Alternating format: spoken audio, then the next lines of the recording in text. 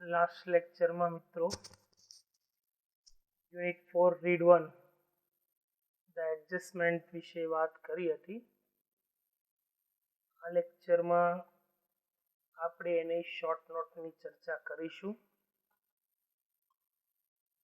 Short note number 1, interactions between Nana and Nani as observed by the writer. લેખક દ્વારા observe જોવામાં આવેલું નાના અને નાની વચ્ચેનું ઇન્ટરેક્શન એટલે કે વાર્તાલાપ. તો મિત્રો અહીંયા જે શોર્ટ નોટ લખી છે એ આપણે પોઈન્ટ પાડીને લખ્યા છે. તમે એક્ઝામમાં પણ આ મેથડનો ઉપયોગ કરી શકો. પહેલો મુદ્દો છે, the writer observed that Nana and Nani always grumbled at each other. લેખકે જોયું કે નાના અને નાની હંમેશા એકબીજા સામે ગ્રમ્બલ એટલે કે ફરિયાદ કરતા. yet there was a strong achievement between them. છતાં પણ તેમની વચ્ચે તેઓ બંને સ્ટ્રોંગ અટેચમેન્ટ, બંને વચ્ચે એક ખાસ જોડાણ હતું. સ્ટ્રોંગ અટેચમેન્ટ એટલે કે વિશેષ જોડાણ અથવા તો સજ્જડ બંધ હતું, બંને વચ્ચે સજ્જડ પ્રેમ હતો. એટ ધ એજ ઓફ 85 વર્ષની ઉંમરે નાના વુડ કીપ ક્વિબલિંગ વિથ નાની. ક્વિબલિંગ આપણે અગાઉ જોયું હતું એ પ્રમાણે ક્વિબલિંગ એટલે કે વાદ વિવાદ. નાના વુડ કીપ ક્વિબલિંગ વિથ નાની, નાના નાની સાથે વાદ વિવાદ કરતા. as if they had just married, જાણે કે હમણાં જ લગ્ન કર્યા હોય. and they were trying to understand each other, અને જાણે કે એ બંને એકબીજાને સમજવાની કોશિશ કરી રહ્યા હોય. sometimes this quarrel would push them into long silence. ક્યારેક આ ઝઘડાના લીધે બંને વચ્ચે લોંગ સાયલેન્સ, લાંબી શાંતિ છવાઈ જતી. મતલબ કોઈ ઝઘડા એવા હોય એમાં બંને એકબીજા સાથે બોલતા નહોતા. The writer says it was fun listening to Nana talk to Nani. લેખક કહે છે કે it was fun listening to Nana talking to Nani. નાની સાથે વાતચીત કરવાનું, નાનાને સાંભળવાના ખૂબ મજા આવતી. મતલબ કે નાના નાનીને સાથે વાતચીત કરતા, એમની વાતચીત સાંભળવાની મજા આવતી, ખૂબ ગમ્મતભરી વાતચીત રહેતી. નાની was the only human who got her way with નાના. નાની એકમાત્ર એવા જીવ હતા, એક એવા માનવ હતા, એવા વ્યક્તિ હતા કે જે હંમેશા નાના સાથે વિવાદ કરતા અથવા નાનાને કંઈક કહી શકતા. નાના વુડ સે દેટ, નાના કહેતા કે that he was older than she, કે ભાઈ નાના કહેતા કે તે નાની કરતા વધારે વૃદ્ધ હતા. he would die earlier, તે વહેલા મૃત્યુ પામશે. in reply, જવાબમાં નાની said that, નાની કહેતા he would see, કે તમે જોઈ લેજો who will die first, કે પહેલા કોણ મૃત્યુ પામે છે. thus mostly they did not agree to each other. આમ મોટા ભાગે બંને એકબીજા સાથે સહમત થતા નહોતા. મતલબ બંને પોતપોતાનું ચલાવી રાખતા, ક્યારે બંને જણા એડજસ્ટમેન્ટમાં માનતા નહોતા. જીવતા હતા ત્યાં સુધી તો નહોતા માનતા. સમજાય છે મિત્રો? Short note number 2, justify the title adjustment.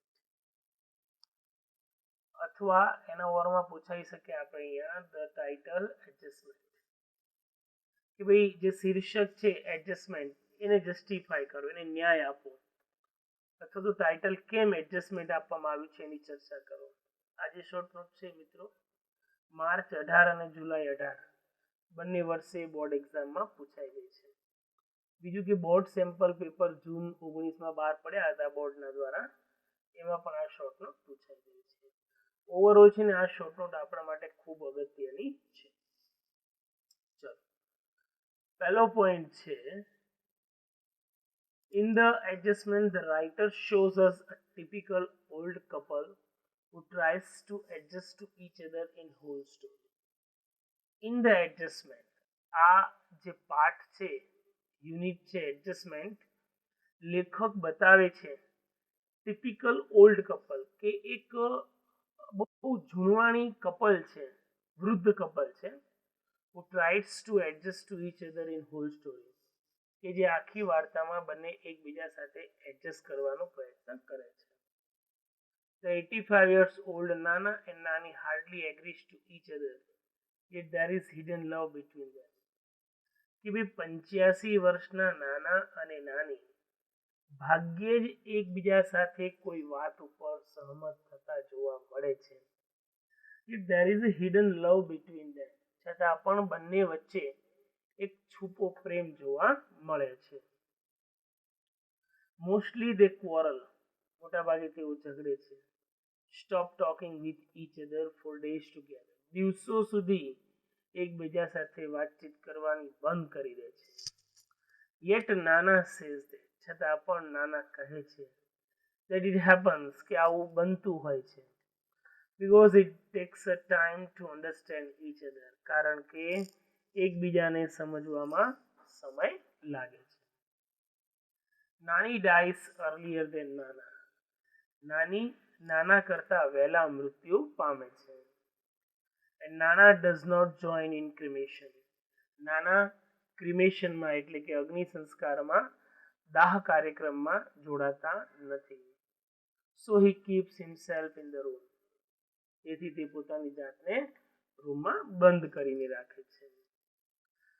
when Nani's ashes were taken for the immersion એટલે મિત્રો આપણને ખબર છે વિસર્જન કરવું, કે જ્યારે નાની એશ રાખને ઇમર્શન વિસર્જન માટે લઈ જવાય, નાના જસ્ટ ધ અર્ન, નાના એ માત્ર અર્ન એટલે કે અસ્થિ કુંભનો સ્પર્શ કર્યો, એને આસ્કડ કહ્યું, ટેક હિમ અવે, એને લઈ જાઓ, he just quarrel with me, કે તે હંમેશા મારી સાથે ઝઘડો કરે છે. નાના becomes a victim of a sort of dissociative personality disorder, નાના એક માનસિક રોગ ડિસોસિએટિવ પર્સનાલિટી ડિસઓર્ડર આવા રોગથી પીડાય છે. At the end of the story, વાર્તાના અંતમાં, Nana is found sleeping in Nani's dhoti and blouse, વાર્તાના અંતમાં નાના નાનીની ધોતી અને બ્લાઉઝ પહેરીને સૂતા જોવા મળે છે. Thus the title adjustment seems to be most appropriate. આમ જે શીર્ષક છે એડજસ્ટમેન્ટ એ મોસ્ટ એપ્રોપ્રિએટ, ખૂબ જ યોગ્ય હોય એવું લાગે છે.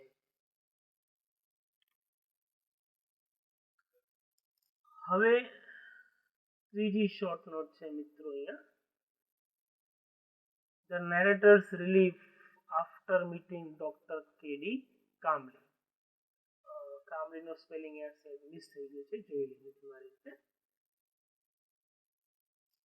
The writer was very much disturbed when Nana behaving strangely after the death of Nani. કે ભાઈ નાનીના મૃત્યુ બાદ નાના જે રીતે, જે વિચિત્ર રીતે, અલગ રીતે વર્તન કરી રહ્યા હતા, લેખક આ બધું જોઈને ખૂબ જ ડિસ્ટર્બ થઈ ગયા. નાના did everything as Nani did in her life.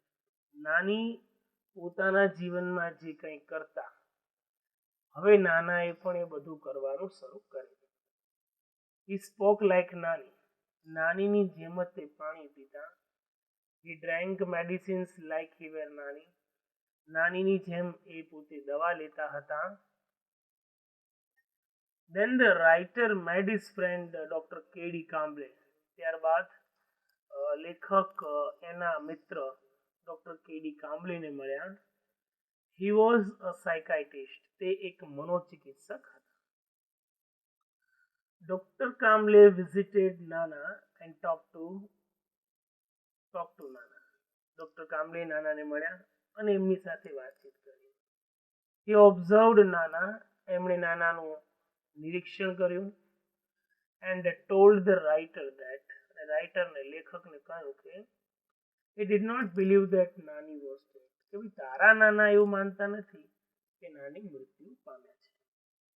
he began to live a double life, એમણે બેવડું જીવન જીવવાનું શરૂ કરી દીધું છે. and it is more of her and less of him, તે પોતાનું જીવન ઓછું જીવે છે અને નાનીનું જીવન વધારે જીવે છે. નાના had begun to think himself as નાની, હવે નાનાએ પોતાની જાતને નાની માનવાનું શરૂ કરી દીધું છે. He was suffering from a sort of dissociative personality disorder, તે એક માનસિક બીમારી ડિસોસિએટિવ પર્સનાલિટી ડિસઓર્ડરથી પીડાવા લાગ્યા છે.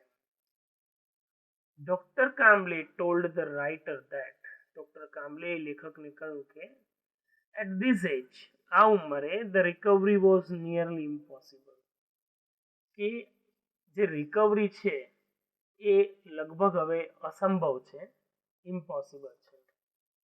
So doctor Kamle advise the writer, તેથી ડોક્ટર કામલેએ લેખકને સલાહ આપી let him live his life any way he wanted to, કે ભાઈ જે રીતે એ જીવન જીવવા ઈચ્છતા હોય એ રીતે એમને જીવન જીવવા દો.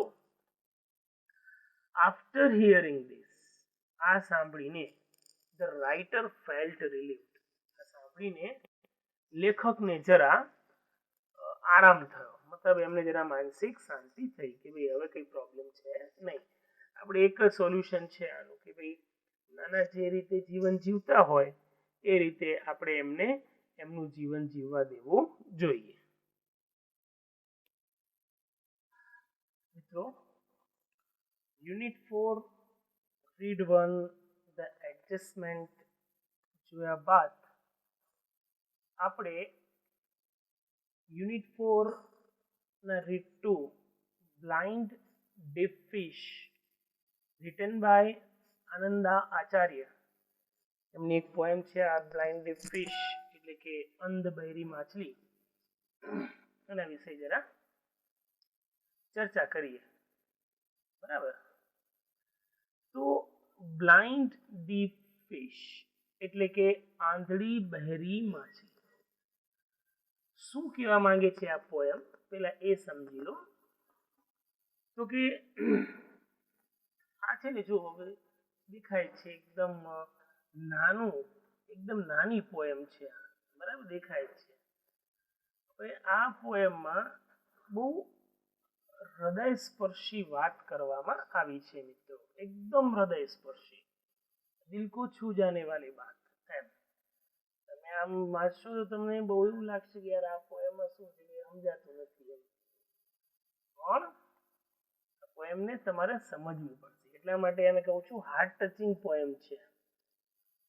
હવે પોએમમાં એવું કહે છે કે એક આંધળી બહેરી માછલી ઝરણામાં તરી રહી છે. મિત્રો, પોએમમાં જે દ્રશ્યનું વર્ણન કરેલું છે એ દ્રશ્ય સાંજનું છે. સાંજના આકાશમાં સુંદર મજાનું મેઘધનુષ્ય દેખાય છે અને કવિએ છે ને આ પોએમમાં સુંદર મજાની સાંજનું ખૂબ આબેહૂબ વર્ણન કર્યું છે. હવે એ સાંજના સમયે જ્યારે માછલી તરી રહી છે ઝરણામાં, એ સમયે એક વૃદ્ધ સુંદર મજાનું ગીત ગાતો હોય છે. બરાબર, હવે એક બાજુ તો સરસ મજાની સાંજ છે, મેઘધનુષ્યના રંગો છે, બરાબર, અને એવામાં આ માછલી આ સુંદર દ્રશ્યને જોઈ શકતી નથી. એ માછલી પોતાનું જ કામ કરે છે, માછલી ઝરણામાં માત્ર તરી રહી છે, એનું ધ્યાન તરવામાં છે, એનું ધ્યાન કુદરત દ્વારા સર્જવામાં આવેલ સુંદર મજાની સાંજ, મેઘધનુષ્ય, આ વૃદ્ધ જે ગીત ગાય છે, આજે ત્રિવેણી સંગમ થયો છે. એ ત્રિવેણી સંગમ તરફ આજે માછલી છે એનું ધ્યાન જતું નથી, કારણ કે માછલીનું ધ્યાન ક્યાં છે? માત્ર તરવામાં છે. હવે આ જે માછલી છે એ વૃદ્ધના ગીતને પણ સાંભળી શકતી નથી. મતલબ આ એક પ્રકારનું સાંકેતિક કાવ્ય છે. હવે કહેવાનો સેન્સ તમને સમજાવી દઉં કે આ જે વૃદ્ધ વ્યક્તિ છે જે ગીત ગાઈ રહ્યો છે, ગીતની રચના કરી રહ્યો છે, એ સર્જનહારના સ્વરૂપમાં છે. મતલબ સૃષ્ટિનો સર્જનહાર એટલે આપણે કહી દઈએ ઈશ્વર, ભગવાન. મેઘધનુષ્ય એ તેના દ્વારા રચવામાં આવેલ સુંદર વિશ્વ છે. ભગવાને સૃષ્ટિ બનાવી, વિશ્વ બનાવી. તો આજે મેઘધનુષ્ય એ કોનું પ્રતીક છે? ભગવાન દ્વારા રચવામાં આવેલા વિશ્વનું પ્રતીક છે. જ્યારે ઝરણું એ આપણું જીવન દર્શાવે છે, બરાબર. અને ઈશ્વરે જ બનાવેલી આજે માછલી એ મનુષ્યનું રૂપ છે. અહીંયા માછલી કેવી છે? આંધળી બેરી છે, બરાબર. એવી જ રીતે મનુષ્ય પણ શું છે? આંધળો અને બેરો છે. ઈશ્વર જે સર્જન કર્યું છે આપણે એના તરફ જોતા નથી, પરંતુ આપણે આપણા કામમાં ને કામમાં ધૂનથી જ કામ કરતા રહીએ છીએ. એટલે મનુષ્ય ક્યારેય ઈશ્વરની લીલાને સમજી શકતો નથી. ખરેખર તે જીવનને સાચી રીતે માણી શકતો નથી. સમજાય છે? એટલે શીર્ષક બહુ સરસ આપેલું છે અહીંયા, બ્લાઇન્ડ ડીપ ફિશ, આંધળી બેરી માછલી. ચલો, પહેલો સ્ટાન્જા છે, in a dark cave flows a dark river. In a dark cave, cave એટલે કે ગુફા, અંધારી ગુફામાં ફ્લોસ વહે છે, ડાર્ક રિવર, અંધારી ગુફામાં એક ગાઢ નદી. આમ તો ડાર્ક એટલે શું થાય? અંધારી થાય, પણ એ ડાર્ક એટલે ગાઢના સ્વરૂપમાં છે. In a dark cave flows a dark river, એવી અંધારી ગુફામાં એક ગાઢ નદી વહે છે. It's a stony bank.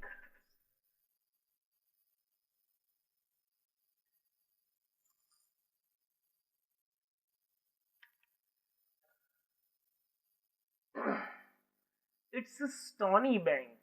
Stone એટલે પથ્થર, સ્ટોની એટલે પથરાળ. ઇટ્સ અ સ્ટોની બેંક, એના પથરાળ કિનારા ઉપર that sits a man, એક માણસ બેઠો છે. ઓલ્ડ, વૃદ્ધ માણસ. As the sun or older, as the sun or older, સૂર્ય જેવો અથવા એનાથી પણ વધારે વૃદ્ધ, વધારે ઉંમર વાળો. ભાઈ